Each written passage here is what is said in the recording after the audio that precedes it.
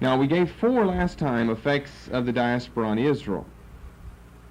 We were able to sum all of that up in one study. We certainly will not be able to sum all of this up in one study, but it may be surprising to realize that I can only think of one effect that the diaspora has had on others. 4 on Israel that we discussed in one message. 1 on the world in general. That will probably take us somewhere around 22 or 23 messages to look at. So things are not always proportionally true or balanced. One outstanding effect or result. It's good, it's positive, it's providential. I think that without the widespread diaspora, certain things in God's kingdom would have been severely handicapped or curtailed or perhaps thwarted entirely and completely had we not had the diaspora. So this is where I want to begin looking at the effect. Sometimes I might slip and say effects, plural, but I just mean one effect on the world in general. It's a large point of interest, so take note. And that is that the effect is positive. Remember, the diaspora is something that's dreadfully negative in itself, caused by something more dreadfully negative, and that is sin, produced the diaspora. Its effect, or effects, however, and now effect on the world, is not negative, but rather extremely, extremely positive. So positive that, well, as Paul will argue, it's the whole salvation of the Gentiles. Praise God. Now, here's a question, to backtrack a little. What was the cause of the diaspora? Sin. Israel and Judah's sin. And so God was going to punish her for her sin, right?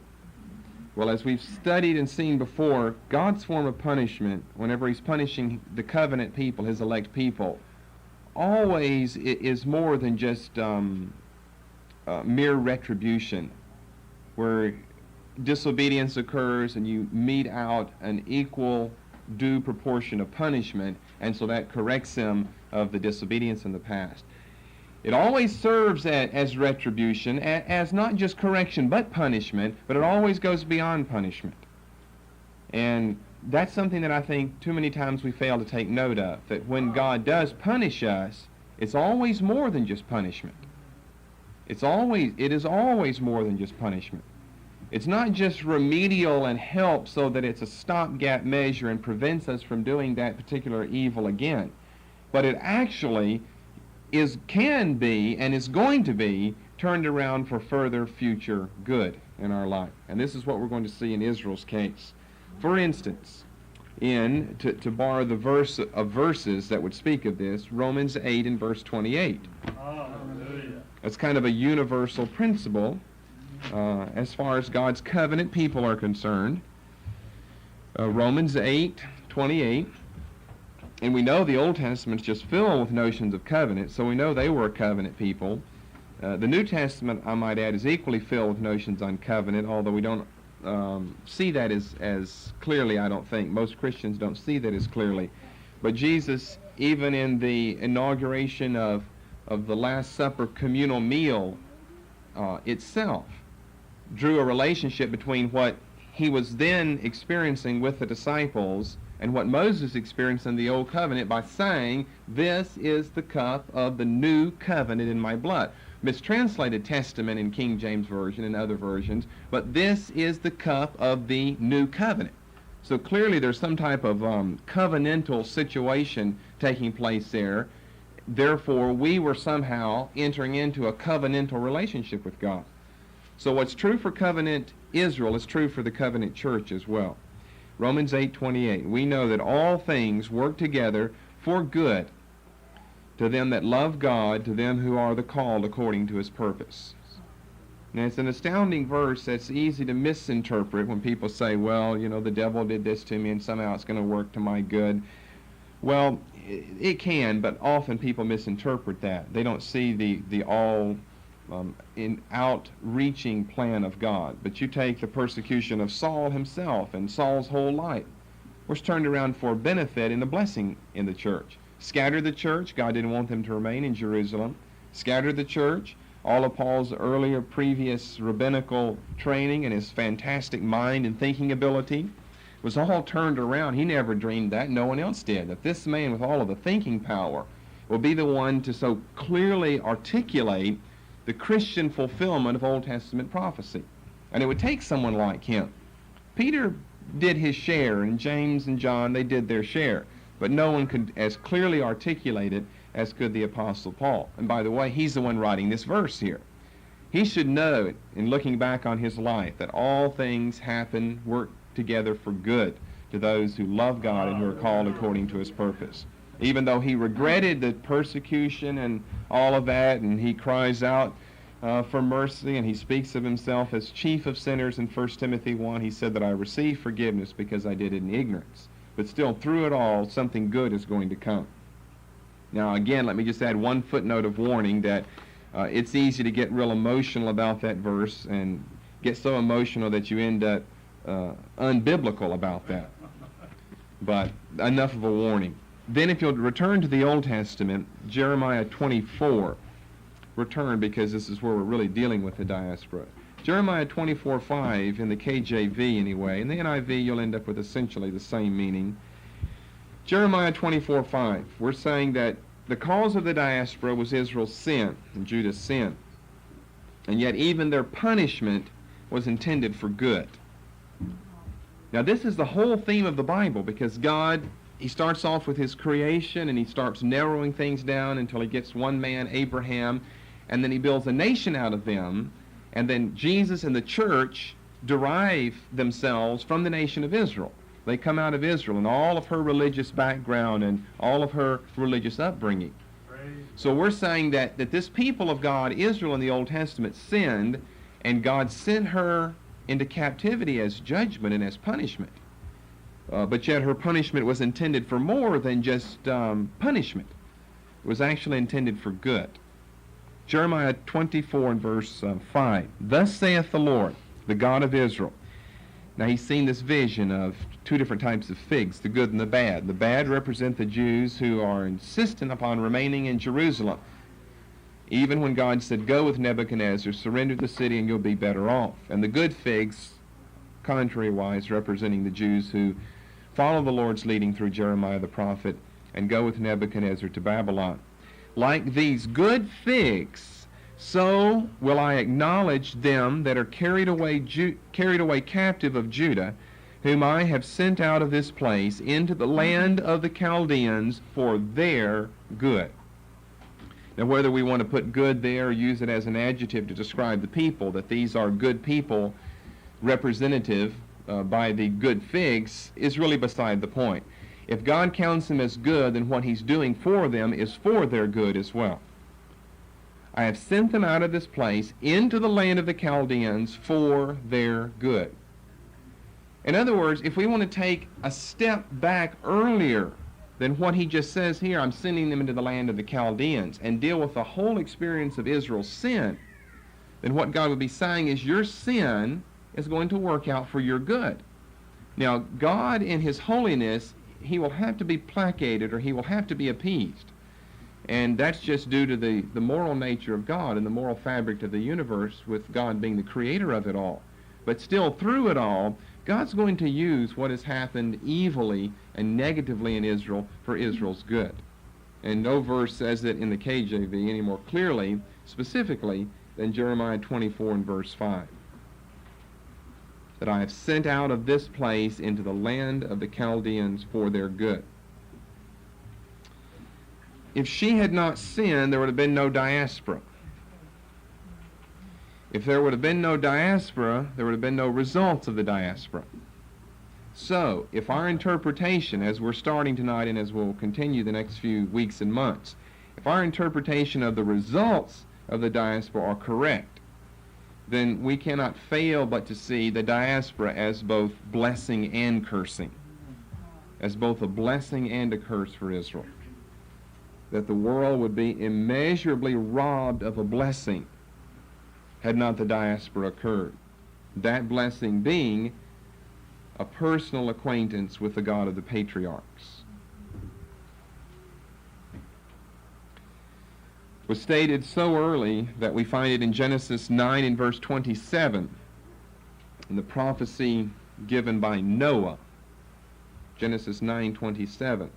The earlier verse, it said that blessed is the God of Shem, but then it goes beyond that.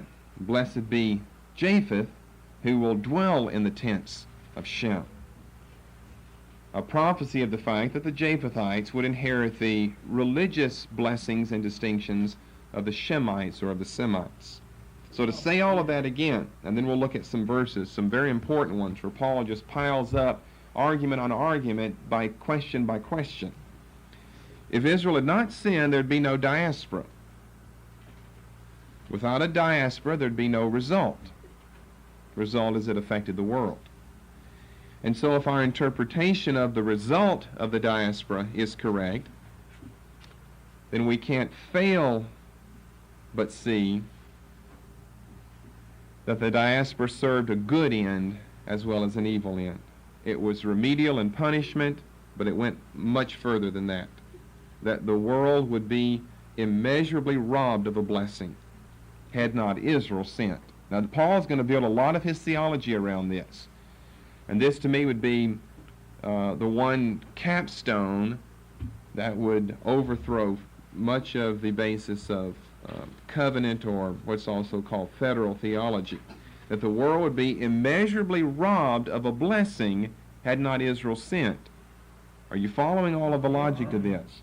That blessing being the personal acquaintance with the God of the patriarchs. See, he was not the God of whoever you descended from. He was the God of Abraham, Isaac, and Jacob. And by the way, those were three Jewish Hebrew men, not Gentiles. Abraham, Isaac, and Jacob. And let some people think, and some do argue this way, well, you know, in the New Testament it's different because we're all the people of God. He is still in the New Testament referred to as the God of Abraham, Isaac, and Jacob. Not of Christopher Columbus or someone, but of Abraham, of Isaac, and of Jacob. Now that's in the New Testament, a different covenant, a different dispensation, different people, different ethnic origin and racial stock, Gentiles versus Jews, and he is still referred to as the God of the fathers, as the God of the patriarchs, as the God of Abraham, Isaac, and Jacob. And what we would have been robbed of if Israel had never sinned. We like to look back there and think, I wished Israel wouldn't have done that. Well, we don't want to wish too much, because we wouldn't be here tonight. We would be in the world without God and without hope. Philippians chapter 2 and Ephesians chapter 2. There'd still be that middle wall of partition, Colossians chapter 2, which would not have been broken down had Israel not sinned.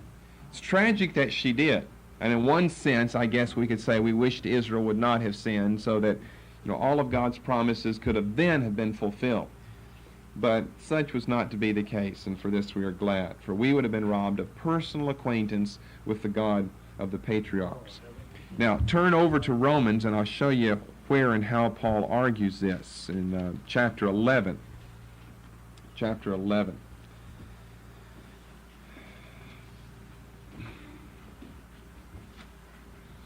Now, we could just spend a lot of time with this chapter with numerous verses here.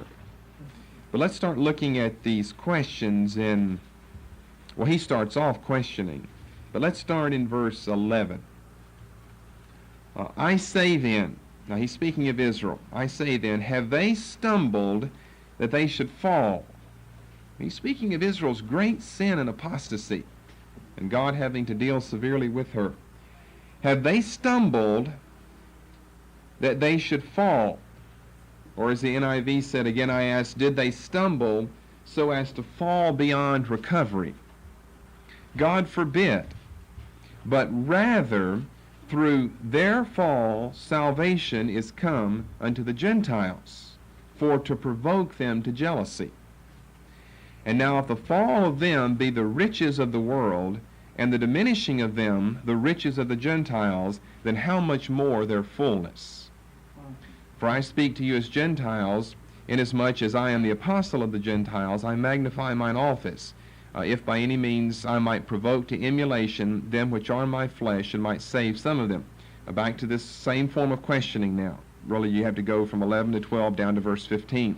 For if the casting away, notice it's set in the same framework here, if the casting away of them be the reconciling of the world, what shall the receiving of them be but life from the dead?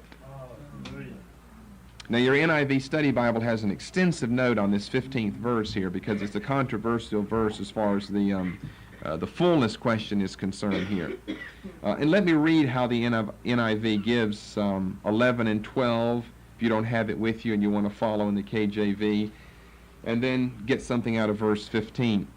Again I ask, verse 11, did they stumble so as to fall beyond recovery?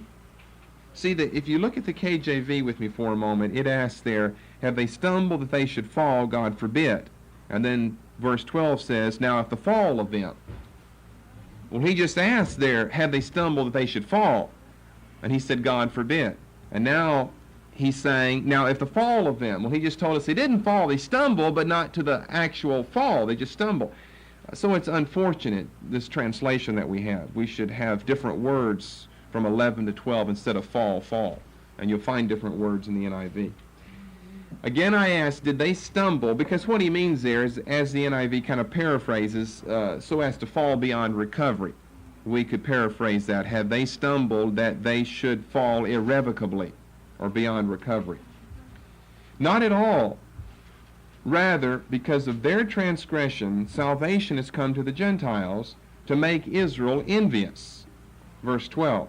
But if their transgression means riches for the world, and their loss means riches for the Gentiles, then how much greater riches will their fullness bring? Verse 15, for if their rejection is the reconciliation of the world, what will their acceptance be but life from the dead? Now Paul's stating in a very brief manner this whole business here. First of all, we have Israel and her sin, which leads to the diaspora. And Israel's sin, which leads to the diaspora, leads to the casting away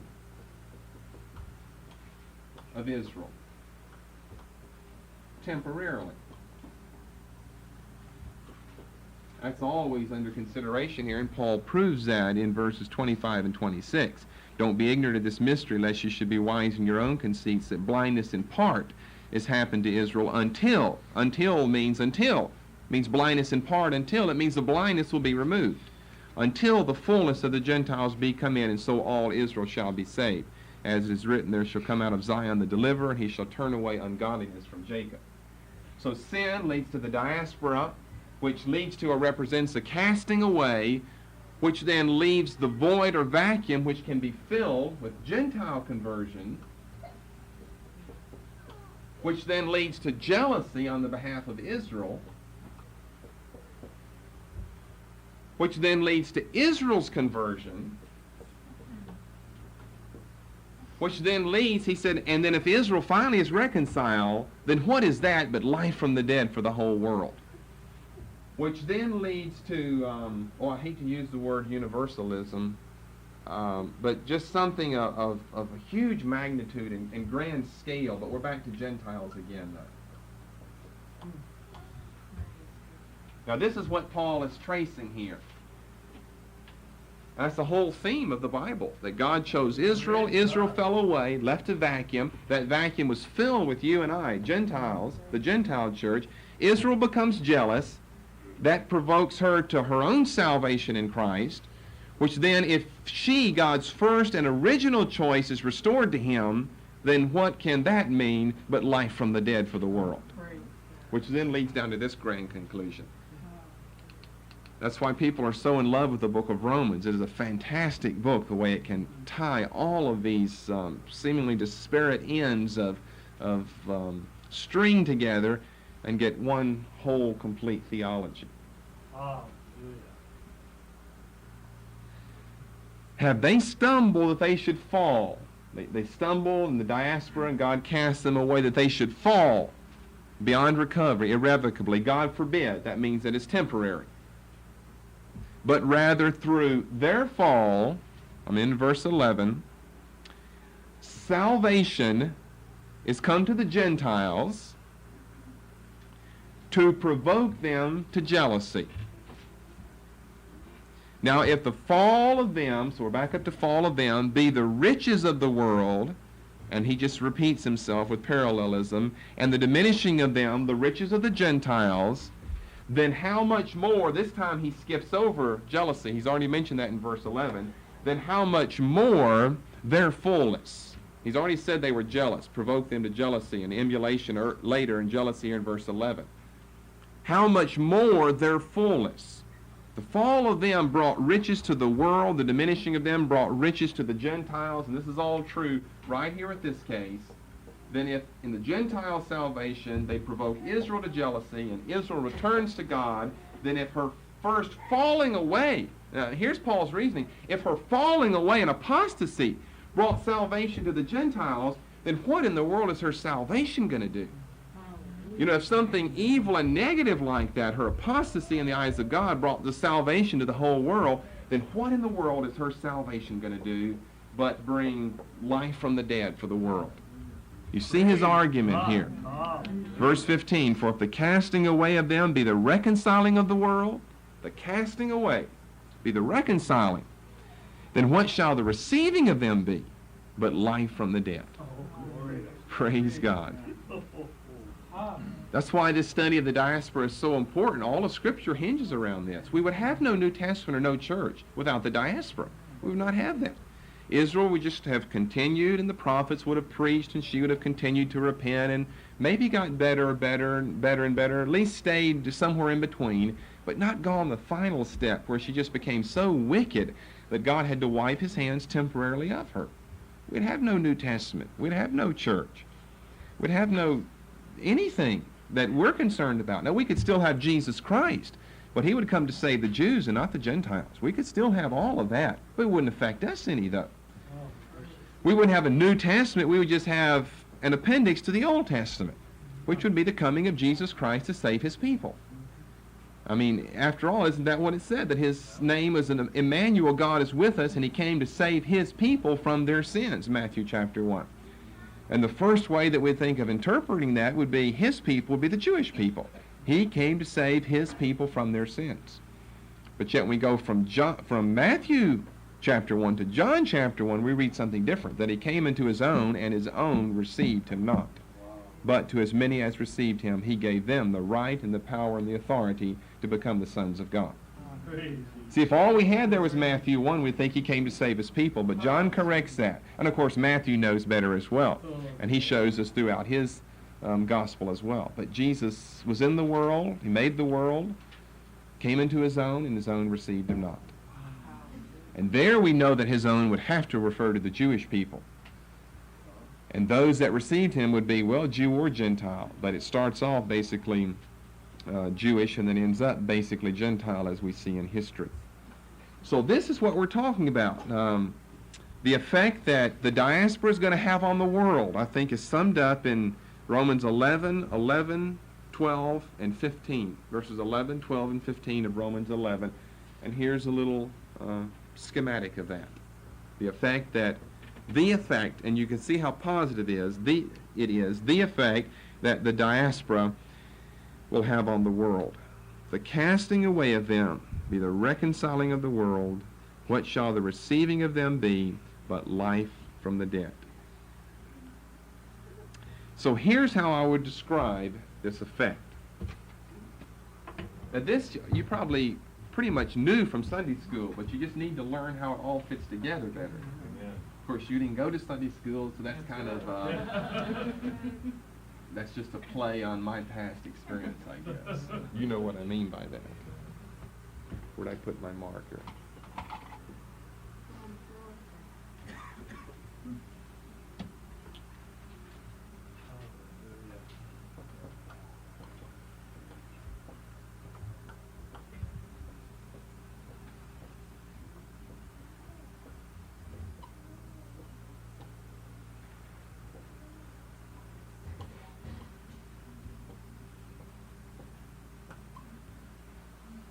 The title of our message tonight, and what we're going to be studying for the rest of the diaspora study.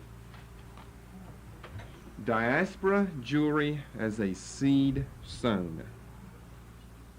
And here's how I would, in a sentence, sum up the effect that we're going to be studying. Israel was to be a seed sown among the nations for a great future harvest. Israel was to be a seed sown among the nations. Remember, that's what diaspora is about. She's outside of Palestine, out into the Gentile world. Israel was to be a seed sown among the nations for a great future harvest. Now, you can go back to our last study in this and you can see the parallel. Remember one of our effects, blessings, purposes that we studied with regard to the effect that the diaspora had on Israel herself was that just like the church at Jerusalem in Acts chapter 8, if Israel had stayed confined to one place, just to Palestine, then one major army invasion or epidemic could wipe the nation out. But if you spread her far enough out in the world, then she's going to be preserved in the future then. And God, through the evil persecution and machinations of the man Saul, did the same thing for the church. And not only are you preserved and protected for the future, but you have a greater opportunity for ministry and for witness as well.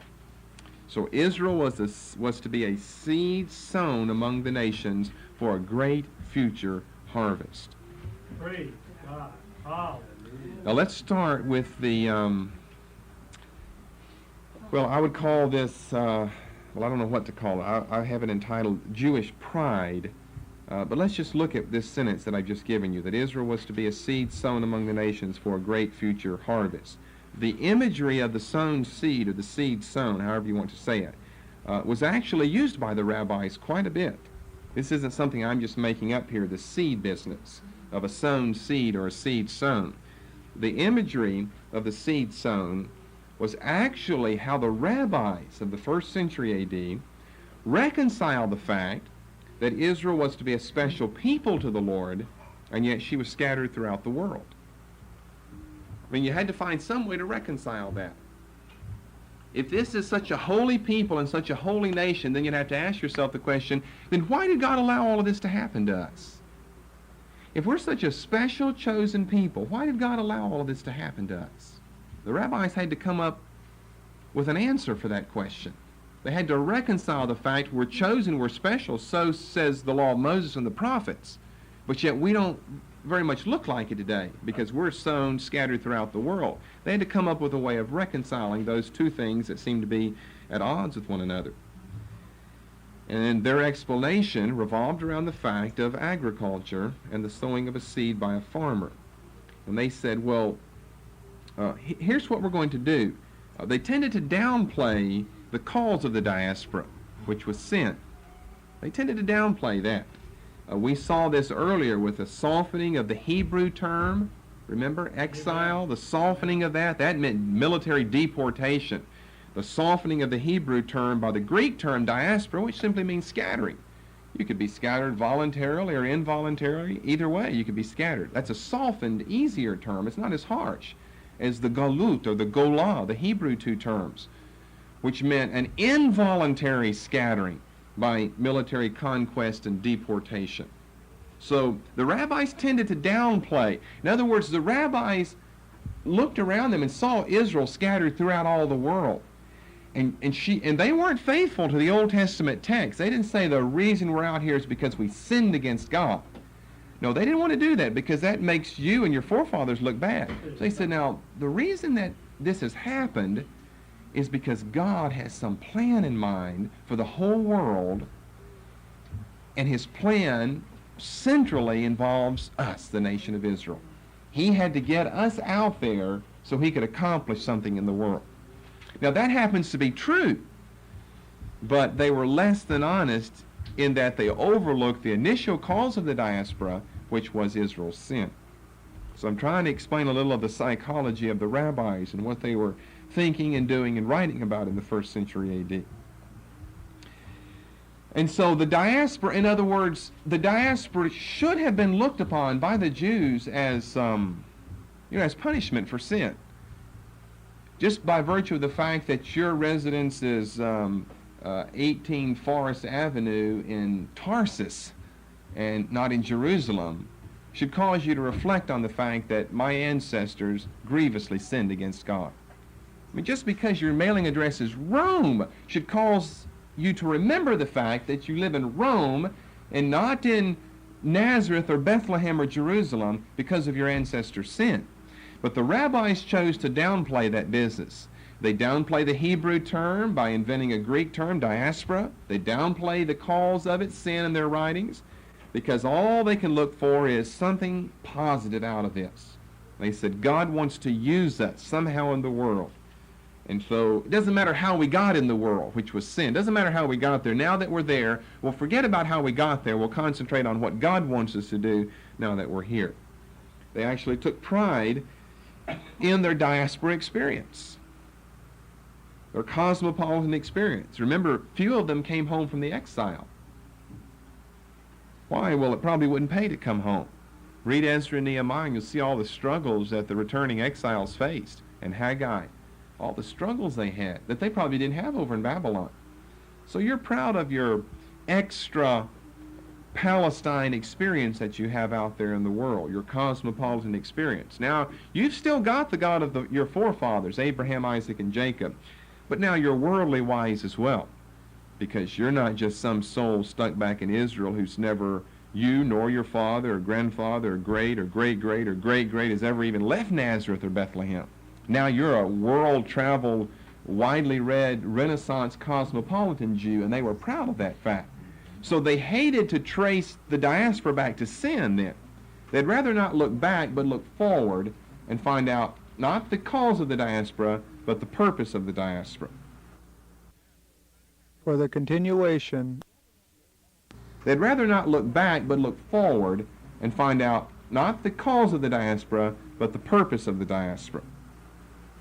In John 12, this business of the seed sown was just popular in Jewish circles, and Jesus made use of this in John chapter 12, somewhere around 24, 25. John 12:24, verily, verily, I say unto you, except a grain of wheat, a seed sown, a grain of wheat fall into the ground and die, it abideth alone, but if it die, it bringeth forth much fruit. Now, let's forget the proper interpretation of the verse in this context, and let's read it as though it refers to Israel. It would make a lot of sense.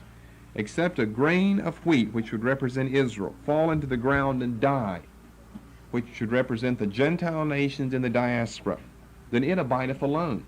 How can Israel have any meaningful, lasting effect on the world if she is confined to that 60 by 100 mile strip of Palestine? But if it die out there in the ground, which would be the Gentile nations, die in the diaspora, it bringeth forth much fruit. It's just a principle that can be used for, spiritual or non-spiritual lessons. Jesus, of course, uses it for himself. I say unto you, except I, as a grain of wheat, fall into the ground and die, I abide alone. But if I die, I will bring forth much fruit. We know that applies to him, because he goes on to make reference to the cross in verse 32. And I, if I be lifted up from the earth, will draw men to me. And John interprets that for us in the next verse, 33, by saying this, he said, signifying what death he should die.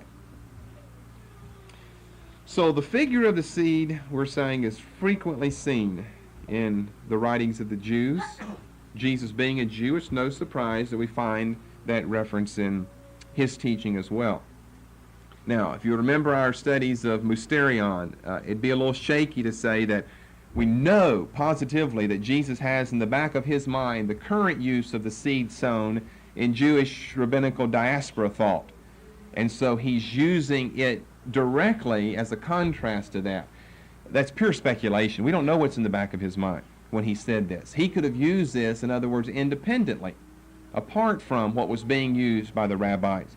He could have known or not have known what the rabbis taught and said this anyway. We don't know. I'm just saying that we do know that the figure of a seed sown was a popular figure then. And it would probably be more popular today if we were more of an agrarian society. But we aren't, so we use things like when the rubber meets the road, because we invented rubber and tires. And the nuts and bolts of things, and as the cookie crumbles and the ball bounces.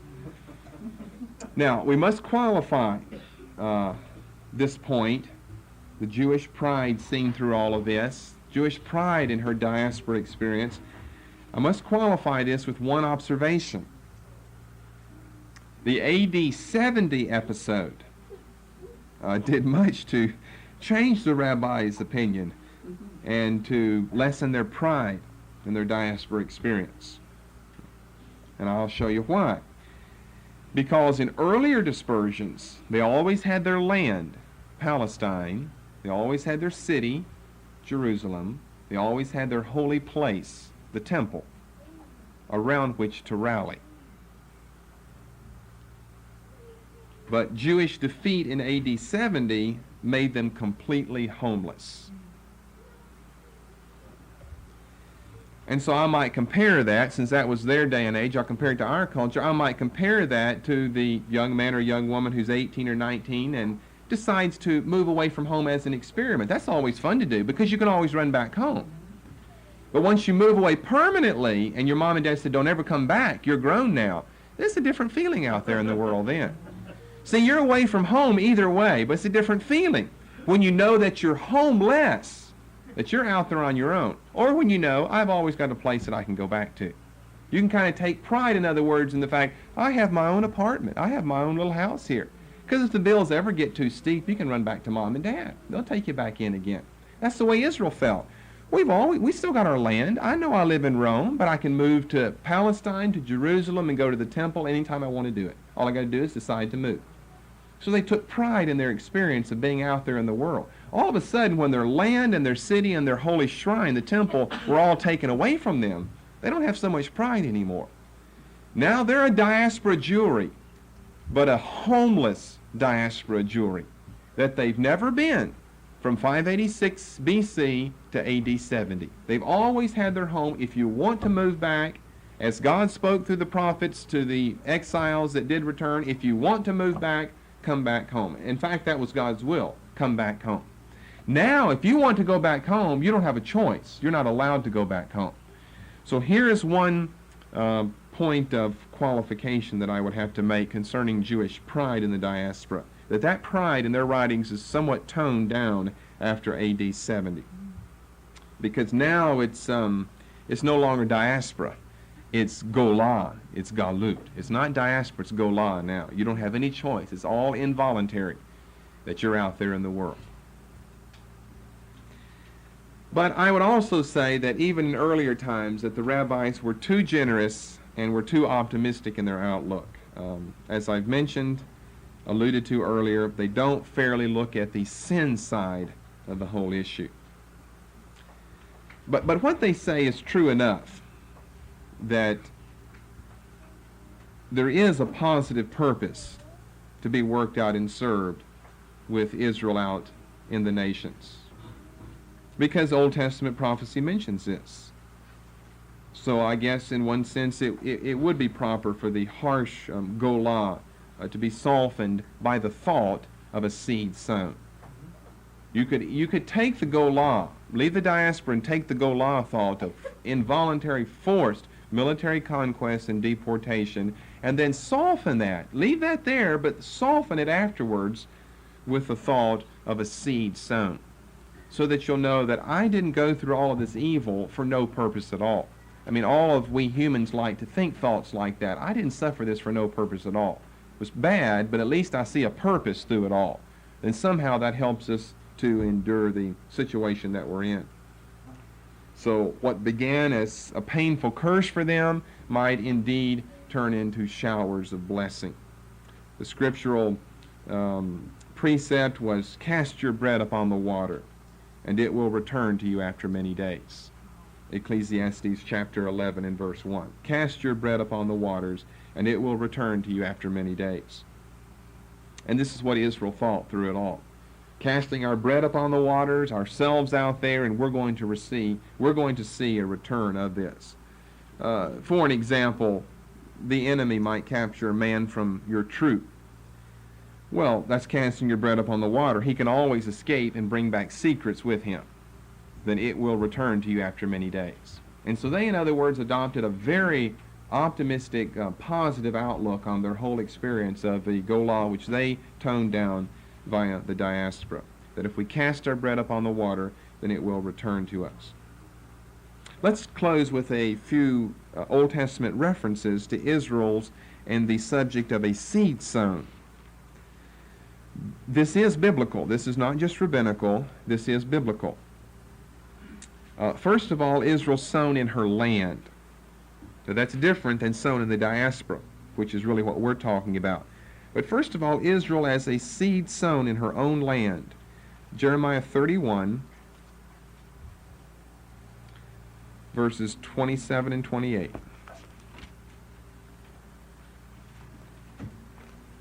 Future prophecy of Jeremiah's. Behold, the days come, saith the Lord, that I will sow the house of Israel and the house of Judah with the seed of man and with the seed of beast. And it shall come to pass that like as I have watched over them to pluck up and to break down and to throw down and to destroy and to afflict, back to some of those Mosaic words in Deuteronomy 28, so will I watch over them to build and to plant, saith the Lord. And it's interesting that there's somewhat of a parallel between those verses and Jeremiah's call. Jeremiah chapter 1 and verse 10. See, I have this day set thee over the nations and over the kingdoms to root out and to pull down and to destroy and to throw down. 4 negative words. To build and to plant. 2 positive words. There's somewhat of a parallel when you flip from Jeremiah 1:10, his ministry to the nations, to his prophecy concerning his nation, Israel, in Jeremiah 31:28. Notice how many evil words you have. Pluck up, break down, throw down, destroy, afflict. 5. So will I watch over them to build and plant. 2. Now the percentage is even less than it was back in chapter 1 and verse 10. Ezekiel 36, verses 8 through 12. Ezekiel 36, verses 8 through 12. Israel has a seed sown in her own land. Again, future prophecies regarding the nation of Israel. But ye, O mountains of Israel, ye shall shoot forth your branches, and yield your fruit to my people of Israel, for they are at hand to come. For behold, I am for you, and I will turn unto you, and ye shall be tilled and sown.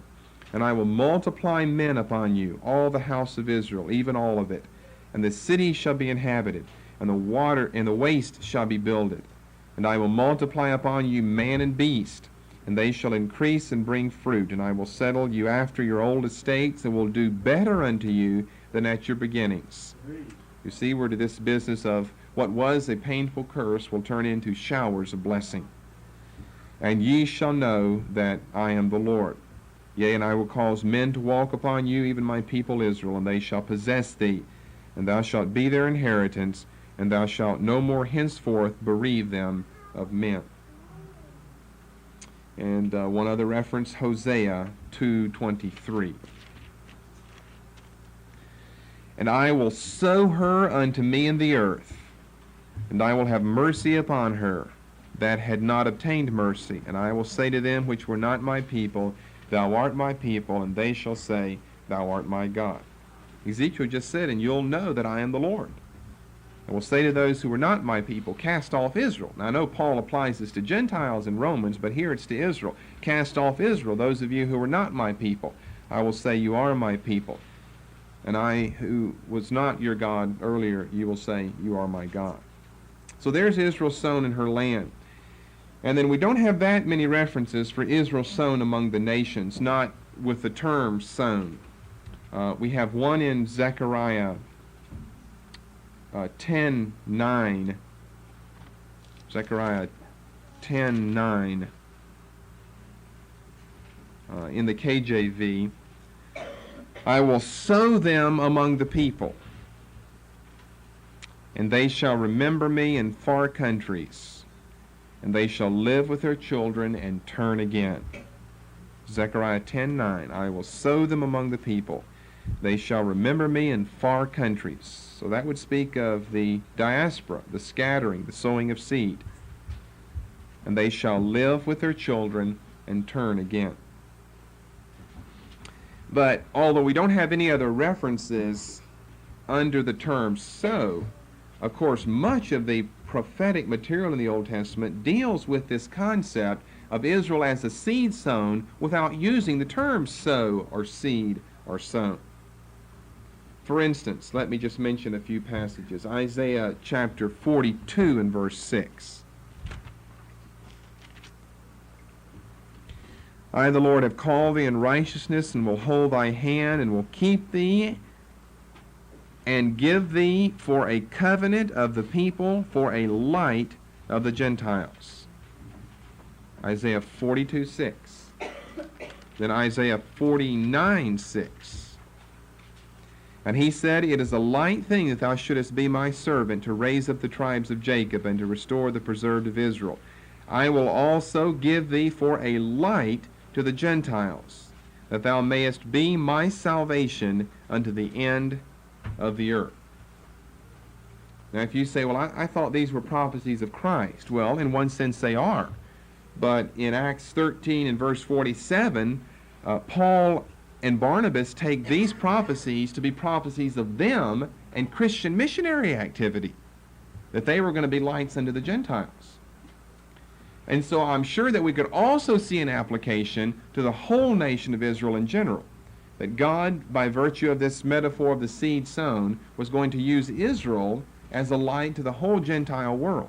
And this is going to be the whole rest of our study that we look at. But, for instance, in Acts 13:47, yes, those verses are used and interpreted in the Gospels of Christ, but they have another application. Acts 13:47, for so hath the Lord commanded us. Paul's preaching in Antioch now, saying, I have set thee to be a light to the Gentiles, that thou shouldest be for salvation unto the ends of the earth. We just read it, Isaiah 49 and verse 6. He applies it to himself. The gospel writers, Matthew for instance, applies it to Christ. And it also is applicable to Israel.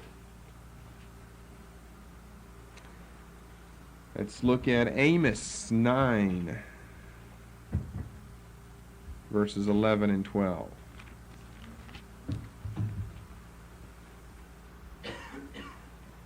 I'll wait till you get here. Amos 9, 11 and 12 with Acts 15, 15 to 17. You have to read both of those together. Amos 9, 11, and 12, because what we have here is the Masoretic text. And then Acts 15, verses 15 to 17, which is what James is going to give at the Council of Jerusalem, he quotes the Septuagint text, which gives an interesting distinction from what you'll find here in your Old Testament. In that day, a future prophecy, I will raise up the tabernacle of David that is fallen, and close up the breaches thereof. I will raise up his ruins, and I will build it as in the days of old. In other words, speaking of the disruption of the nation of Israel as God's people.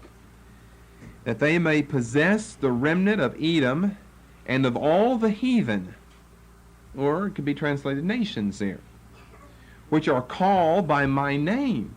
Now that's an interesting Old Testament prophecy. The only people called after God was the man Jacob, who was renamed Israel, and the whole nation took their name from that patriarch, Israel, called after the name of God.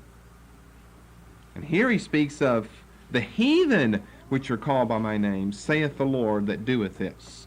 Speaking of his sovereignty, that only the Lord can accomplish such a feat as this, and that is the conversion of the nations. And then if you'll look in Acts 15, where this passage is quoted, Acts 15, verses 15 through 17. He says in verse 14 that Simeon hath declared how God of the first did visit the Gentiles. The same word as heathen in the Old Testament, or nations. to take out of them a people for his name. So they'd be called after his name. And to this agree, in other words, Simeon tells us that he has this revelation based on, the sheep coming down in Acts chapter 10. That's what Peter has told us. But we have Scripture to agree with this. To this agree the words of the prophets, as it is written, quoting Amos 9:11, "After this I will return and will build again the tabernacle of David, which is fallen down, and I will build again the ruins thereof, and I will set it up, that the residue of men might call after the Lord, and all the Gentiles upon whom my name is called, saith the Lord, who doeth all these things." You can tell from reading that he's quoting Amos chapter 9. But see, what he's doing here is he's making a reference to the building up again of the tabernacle of David, that is, the nation of Israel. Well, why would you have the need of something being rebuilt unless it had fallen down to begin with? And it's fallen down through Israel's sin, which led to the diaspora, which led to the breaking apart of the nation. God said, I'm going to build that up again, and then somehow the Gentiles are going to be blessed through that. So we would have been way down here in our many-step thing down here to the bottom. That after we've gone through all these steps and the Gentiles are converted, and then that provokes Israel to jealousy, and then Israel is converted, then if her casting away is the reconciling of the world, then what can her reconciling back to God be but life from the dead? So it's certainly a very biblical metaphor and a very biblical framework of thought to think of the diaspora and to think of Israel and to think of the one positive, one final, one great effect of the diaspora on the world as seeing Israel, diaspora Jewry, diaspora Israel, as a seed sown. Praise God. Israel was to be a seed sown among the nations for a great future harvest.